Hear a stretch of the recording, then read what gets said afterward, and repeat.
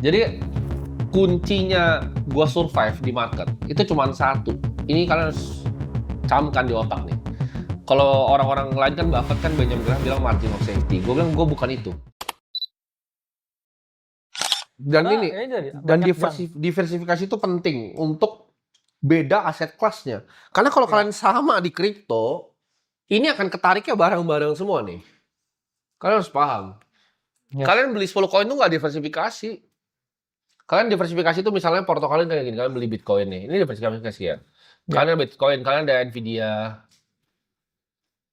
Kalian beli misalnya BCA. Terus kalian beli US Treasury, ya kan? Terus kalian pegang juga USDT. Kalian pegang gold. Kalian pegang bond. Ya. Ini diversifikasi nih. Tapi kalau kalian kayak ngira kalian beli Bitcoin, Ethereum, Solana, BNB itu diversifikasi, enggak, itu satu aset kelas ketarik semua. Paham kan kalian? Jadi kuncinya gua survive di market itu cuma satu. Ini kalian harus camkan di otak nih. Kalau orang-orang lain kan Buffett kan Benjamin Graham bilang margin of safety. Gue bilang gue bukan itu. Gue tuh aset alokasi yang dia bilang tadi. Kunci kita selama tuh aset alokasi. Kita nggak pernah kena drawdown. Ya. Gue nggak pernah kena down year.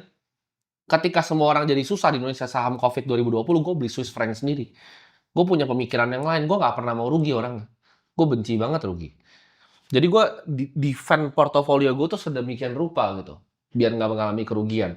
Apakah nanti ketika Bitcoin tuh naik di atas ekspektasi gue akan gue rebalance? Ya tentu saja. Pasti. Gue nggak akan mau biarin ini running terus. Karena namanya teknologi ya. Kemarin Elon Musk kan nanya ke Grok kan. Bisa dipecahin atau enggak. Dalam 5 tahun, 0 chance-nya.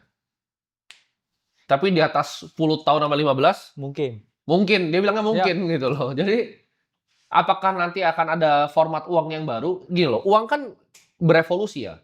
Dari zaman kertas, ya dia berubah jadi apa namanya, jadi kredit akhirnya, berubah jadi kertas fiat yang kalian pakai sekarang, digital fiat yang kalian pakai di bank-bank kalian, yang di ledgernya bank, berubah jadi kripto lagi. Nanti ke depannya apakah ini mungkin berubah? Mungkin aja, gitu.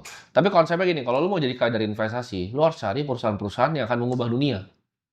Perusahaan atau teknologi. Nah, kripto itu menurut kita yang paling gampang, gitu. Kenapa paling gampang? Karena itu widely accessible. Yes. Contohnya, apakah gue nggak mau invest di perusahaan biotech? Ada perusahaan yang gue pengen, namanya Colossal Biosciences. Itu yang bangkitin burung yang udah punah 1960. Dapat aksesnya gue. Ada yang nawarin. Tapi apakah gue bisa masuk? Nggak bisa, tiket size-nya terlalu besar. Ya. Ngerti nggak? Apakah gue pengen waktu itu invest di Figure Robotics, sekarang udah 33 billion valuasinya. Gue terakhir ngomong di sini masih 1 billion. Mereka baru fundraise lagi 33 billion. Pengen, cuman gue nggak ada akses ya kalau gitu. Gitu, humanoid robot. Jadi apakah cuman kripto yang bisa mengubah dunia? Enggak. Cuman ini yang paling accessible dan paling bisa keluar. Gue suka sesuatu yang bisa keluar. Karena invest di perusahaan private itu kemungkinan keluarnya tuh sedikit. Either bisa exit di belakang semua atau enggak gitu. Jadi ya kalau kalian tanya final frontier-nya manusia ya uang ini kripto sekarang. Gitu. Ini bukan cuma sekedar koin-koin dan ini akan mengubah semuanya gitu. Makanya itu yang kita sedang bikin di sini kan. Fundamentalnya untuk capai apa yang kita percayai, gua sama dia percaya bahwa kripto ini akan ubah dunia. Semuanya akan kripto, semua akan blockchain, semua ide akan pakai blockchain belakangnya. Kita pun banyak diundang sama regulator untuk bantu internal training mereka. Kita tuh punya target yang sederhana. Satu, akademi kripto kita harus jadiin sekolah nomor satu. Kenapa? Kayak tadi, teknologi-teknologinya ditambahin terus. Kalau nggak salah lo orang AI kan? Banyak belajar, suka belajar AI juga kan? Sama Web3 juga. Jadi kita itu pengen ini bisa benar-benar jadi sekolah yang kalau misalnya emang ada yang mau belajar trading bisa fokus di sana, mau belajar investasi bisa belajar di sana. Tapi ada juga yang datang ke sini cuma buat belajarin teknologinya, buat dapat update-update modulnya. Nah itu kita mau bikin jadi kalau bisa sekolah nomor satu yang terbaik di dunia. Gue ngapain cuma di Indonesia. Karena kalau kalian sesimpel kalian cari deh course crypto yang di dunia itu bahkan yang dibikin sama Wharton atau Stanford itu kebanyakan blockchain. Gue pernah enroll $2.000-an, $3.000 per 5 video. Itu isinya nggak banyak teman-teman. Itu standar blockchain lagi. Yang mulai lagi sejarah kriptografi lagi gitu. Capek liatnya. Nggak banyak. Jadi nggak banyak bahkan course yang kita lihat di global tuh memadai. Nah, kita pengen jadiin Akademi Kripto ini jadi fondasi awalnya. Supaya kalian semua di sini ya bisa jadi pelajar di dalam. Dan kedepannya yang bikin teknologi ini kita harapnya datang ke kita. Karena so far banyak deal yang gue dapat di kripto itu karena mereka tuh pelajar di Akademi Kripto gitu. Teman-teman gue sendiri tuh banyak pengguna Akademi Kripto yang akhirnya datang, gue ada perusahaan ini nih. Gue ada perusahaan blockchain consulting, mau invest nggak? Seperti itu. Ya, itu fondasi pertamanya. Fondasi keduanya adalah kita bangun exchange kita sendiri kan. Kenapa kita bangun exchange kita sendiri? Kita pengen cepetin adopsinya. Itu buat teman-teman yang nggak tahu, itu tercepat di dunia. 1 juta user tercepat di dunia. Nggak ada exchange satu dunia ini yang kumpulin user dari 0 sampai 1 juta dalam waktu 3 bulan. Exchange yang udah berada di Indonesia udah lama. Itu ngumpulin 5 juta orang. Itu butuh waktu mereka 10 tahun. Gue 3 bulan tuh 1 juta. Ya, kita udah exchange top 10 di Indonesia. Retail tuh top 5. Jadi yang udah bikin exchange dari lama 2018, 19 udah disalip semua dalam waktu 3 bulan.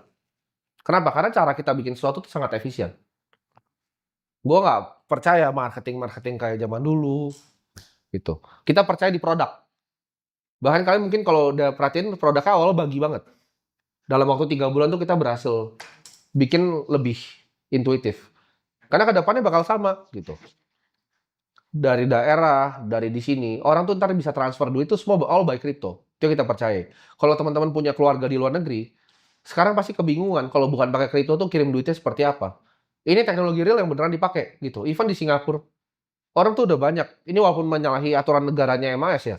Cuman banyak di sana yang nyewain apartemen tuh pakai USDT sekarang. Karena banyak pelajar kan dari luar kan yang kuliah di sana. Dari Indonesia lah kita sebutnya. Untuk bisa bayar di sana apartemennya banyak yang pakai USDT sekarang. Dan ini teknologi udah real gitu. Udah terjadi di depan mata kita. Kalau sedangkan yang biotech, sedangkan energi yang terbarukan itu masih angan-angan. Humanoid apakah udah dipakai? Belum. 5 tahun lagi iya mungkin. Tapi masih angan-angan. Kripto ini udah di depan mata kita dipakai. Dan kalian tahu nggak market cap-nya berapa? Ini yang tadi gue sebut, yang gue gambar gini. Market cap itu 4 triliun loh. 4 triliun dolar itu satu perusahaan chip Nvidia. Jadi satu perusahaan chip itu market cap-nya sama-sama masa depan uang. Masuk akal nggak menurut kalian? Enggak. Nggak masuk akal. Masa cuma Nvidia, Microsoft, sama Apple tuh udah 3 kali dari kripto market cap-nya? Jauh sekali, teman-teman. Ya, jadi itu yang kita masih lihat. Jadi apakah ke depannya kita bakal terus di industri ini, ya kita rasa sulit. Jadi kalau tanya kenapa akhirnya gue pindah dari saham, karena semua saham akan ditokenisasi. Dan dia akan bikin itu kan si Flatnf nih sekarang, Robinhood. Jadi semua saham itu akan backingnya tokenisasi. Kenapa? Karena RDN terbukti bisa kena hack. Orang bilang aman kan? Tidak. Kena hack.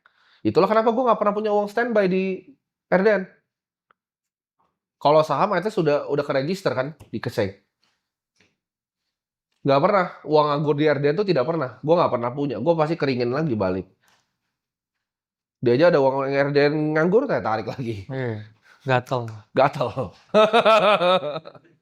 Gitu. Jadi itu fondasi kedua exchange untuk mempermudah adopsi massa, adopsi global. Dan yang ketiga ya uangnya kita pooling. Kita bikin fund, kenapa? Karena gue pengen ini jadi institusi. Kalau bisa 100 tahun. Gue sama dia nggak mau bikin AC ini sesuatu yang bertahan 1 tahun. Kita mau tahannya ini lama gitu. Ratusan tahun setelah ini semua nggak ada. Yes. Kita struktur AC itu mirip seperti Harvard. Kita punya endowment fund di dalam AC. Yang dimana kita bangun-bangun sekolah juga gitu. Kalian tanya kenapa ada biaya belajar? Karena itu kita mau pakai untuk generasi selanjutnya. Kita ada endowment fund. Mirip sekali struktur kita seperti Harvard. Orang datang, bayar, belajar, ya tapi belum sebagus Harvard. Kita mimpinya bisa jadi kayak online-nya Harvard. Mimpinya kita itu. Jadi pelan-pelan. Ini kan baru 2 tahun ya, dia udah lama ya. Dia udah ratusan tahun gitu loh. Kasih kita waktu dulu gitu. Karena kan kita masih belajar juga. Kita mau bikin bener-bener rapih gitu. Fakultas by fakultasnya kalau bisa pelan-pelan. Ya, mungkin awalnya masih cuman blockchain teknologi, crypto trading, dan investing. Baru 3 kan sebenarnya. Kita punya fakultas kasarannya, tapi kita pengen itu lebih luas nanti. Kedepannya ada banyak proyek-proyek yang bisa lahir dari Akademi Kripto, ya. Mungkin kalau untuk gue itu harapannya kenapa kita bangun ini. Dan kita sangat happy gitu untuk bisa ketemu. Ini kan awalnya ibaratnya orang-orang yang baru nih, kan baru 2 tahun ya kita bangun ini ya. Ini kayak pelajar-pelajar pertamanya nih ibaratnya. Kalau Harvard baru mau mulai ulang gitu. Mungkin kita kan nggak menutup kemungkinan ke depannya kita punya mimpi bikin gedung atau kita pengen jadi institusi yang real gitu. Karena kripto ini something yang profound yang mengubah hidup kita sama kayak internet sebenarnya. Internet kan tahun 2000. Tapi di 2008 sampai sekarang, ya Bitcoin ini gua rasa ini protokol masa depan. Ini sama kayak HTTP, ini nggak akan pernah hilang gitu. Ini sebuah protokol yang akan dipakai. At least sampai 10 dan 20 tahun ke depan. Ya. Gitu. Nah, kalau Bro Kal gimana? Pandangannya terhadap masa depan dari kripto itu? Kalau sampai 2030 masih bullish ya, meskipun saya ngomong ke teman-teman sejauh ini ada yang namanya bull market dan bear market. Mungkin ke depan akan berubah, saya nggak tahu. Itulah mengapa saya itu kan orangnya sangat objektif ya melihat data historis. Karena sebelumnya ada ya saya wanti-wanti ini seakan-akan ada. Tapi apakah saya akan benar? Ya, saya juga nggak tahu ya. Itulah mengapa ya kita melakukan repositioning ulang terhadap portofolio ya terhadap dengan komposisi seperti apa. Trimming itu penting juga. Karena pada dasarnya kalau kita nggak merealisasikan keuntungan yang kita miliki ya ngapain in the first place di sini juga. Ya. Karena endingnya banyak kok ya orang yang bikin project di blockchain ya habis itu mereka ya Arbitrum lah. Arbitrum itu dapat revenue dari mereka punya network, kemudian revenue-nya mereka punya treasury, isinya apa? Isinya bond semua juga. Ya. Itu kan menunjukkan apa ya? Mereka pun juga punya aset digital, mereka juga diversifikasi ke aset yang real. Jadi nggak ada salahnya juga ya kalau teman-teman yang udah cuan banyak ya karena yang kita dapat lihat juga teman-teman yang di Roka itu udah ada juga ya portofolionya udah 2 digit miliar. Ya. Ada yang udah 800 juta masih ngerasa oh nanggung nih nunggu se-M dulu. Ya. Tapi ya balik lagi kan di market semua kan nggak ada yang tahu. Jadi kalau udah ngerasa cukup ya nggak ada salahnya kita diversifikasi ke aset dunia nyata. Ya, Betul. karena saya dulu juga begitu ya. Saya selalu punya pandangan kalau mending take profit ya daripada take picture aja. Ya. Karena kayak bapaknya tadi nih udah naik 3 kali lipat itu 300% gitu ya. Wah kok nggak 7 miliar gitu. Tapi balik lagi akhirnya mikir ya udahlah saya 50% aja ambil gitu. Kayak yang juga tadi udah cuan. Terus sekarang wah BEP aja udah happy saya. Ya itulah manusia ya. Ketika semua hijau serakah, pengen lebih. Ketika merah takut. Ya, tapi ya itulah dimana kita kan sebenarnya paling gampang kita kalau mau sukses kita nggak usah dengerin kata hati kita sebenarnya, pakai logika aja. Karena kan kalau kata hati ya dibisikin, oh ini bisa naik lebih tinggi lagi. Gitu. Ketika kita udah pakai emosi, Ya, betul. di situ harusnya kita udah merevaluasi lagi pemikiran kita ya. Jadi tanpa emosi lah ya lihat angka itu sebenarnya. Ya. Karena ya itu tadi angka itu bisa sangat menggoda kadang-kala. Betul. Kalian bisa aja bikin portofolio misalnya kita bikin case study yang asli ya. Ini simpel banget. Kalian bisa bikin 50 ini kripto nih. Yes. Nah, kripto ini 50 tuh apa yang tadi? Misalnya 70 tuh BTC. Kita kasih bikin portofolio contoh aja ya. Ya. Solana misalnya 10 kalian misalnya mau iseng mau beli Sui lah misalnya gitu kan. Ini bisa 50% nih, ya kan? 30% ini kan bisa bikin lagi portofolio. Contoh kalian mau bikin yang aman. Ini kalian mau beli misalnya tadi yang di ujung tuh suka misalnya ngertinya saham Indo ya kan? Ya. Ini misalnya saham Indo. Nah, ini misalnya ada saham US gitu kan. Misalnya ini kalian beli S&P, SPY, Yes. saham Indo ya, misalnya kita ngomong IHSG aja ya. Misalnya IHSG, ini beli SPY. Ya ini bisa 15%. 15% dibagi 2. Kan simpel. Nah, 20-nya ini apa? Ini kalian mungkin bisa aman nih. Ini 10-nya kalian bisa misalnya masuk, ada yang misalnya suka kita cinta negara, ya kan? FR nih, yang buat akses nih ada Indois bisa. Kan kata Bapak Menkeu kan beli USD yang lokal kan, jadi gue bantu lah negara kan, gue beli nih, ya. Terus ini juga bisa 10%-nya RDPU, yang apa namanya USD lokal juga ya kan, Ya. bantu negara ya. Nanti ini Bentar lagi nih orang BCA gue mau datang nih, mau beli gue lagi. Datang nih bentar lagi makanya. Karena ya Jam itu 2 tadi, lagi dia datangnya. kalau misalkan di sini juga nggak harus 20-30 Solana Samsui. Kalau tadi suka judi, ya ini nggak apa-apa ya kan. Futures gitu kan. Atau tadi yang itu sih, Ah, iya. misalkan DEX. Ah, itu boleh. Ini boleh deh, nih. Nah, Ini. boleh. Nah, itu. Boleh, nggak apa-apa. Boleh. Karena ini udah dalam alokasi gitu loh. Yes. 10% dari yang sini. Kalau sampai 0, kalian mati nggak? Enggak.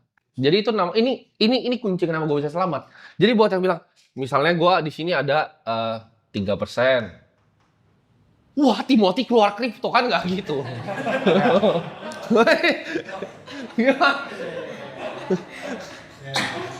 Kecil. Ya kan? Wah, Timothy keluar kripto. Nah, jangan sampai gue begini nih.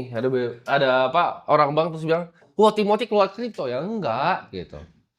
Ya ini bisa di RDPU. Sekarang RDPU udah banyak yang USD, banyak produk-produk baru nih yang launch nih. Iya, gini Gue bukan lah ya. sales bank ya tapi ya. Iya. Masalahnya ya gini aja lah. Kalau kamu masih punya, maksudnya punya rekening atau punya saldo GoPay, ya, punya kan buat transaksi harian. Iya. Kan bukan berarti kamu keluar dari kripto gitu kan, atau menduakan kripto gitu. Betul. Ya kamu kalau begitu mau bayar ke S Hardware begitu pakai USDT kan nggak bisa juga kan. Betul. Dan Ya. mereka kan orang yang awam kan nggak ngerti ini ya. Jadi ketika mereka Benar. hitung-hitung di kepalanya gitu kan, wah dapat dividen segini nih. Itu kan cuma tetes tuh kayak netes gini. Nah itu kan. Ini kalau naik kan bukan beda lagi gitu. Itu Yes. tetes hujan nih gitu. Buat beli bensin kenapa ganti aki begitu. Ya. Jadi jawabannya ini adalah aset alokasi gitu.